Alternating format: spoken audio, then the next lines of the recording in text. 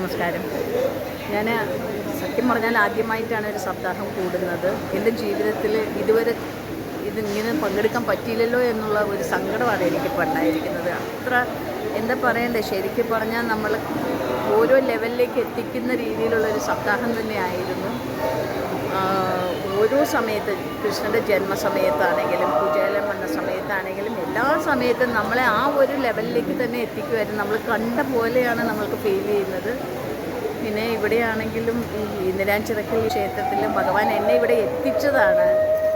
ഞാൻ ജോലിയുണ്ട്, അപ്പോൾ എനിക്കിതുവരെ വരാൻ പറ്റില്ല. പക്ഷെ ഭഗവാൻ എൻ്റെ ഒരു നിയോഗം മാതിരി എന്നെ ഇവിടെ എത്തിച്ചതാണ്. 7 ദിവസവും ഞാൻ പരിപൂർണമായിട്ട് സപ്താഹ രീതിയിൽ തന്നെ ആയിരുന്നു. എനിക്ക് വളരെയധികം സന്തോഷമുണ്ട്. ഇനിയും ഇങ്ങനെ ഈശ്വരൻ അനുഗ്രഹിക്കട്ടെ. എനിക്ക് ഇനി പങ്കുചേരാനുള്ള അവസരം ഭഗവാൻ തരട്ടെ. ആരോഗ്യ സൗഖ്യത്തോടു കൂടി ഇരിക്കുവാണെങ്കിൽ ഇനി ഒരിക്കലും ഞാനിത് മിസ് ചെയ്യില്ല. അത്രയ്ക്ക് സന്തോഷം അനുഭൂതിയുമുണ്ട് എനിക്ക്.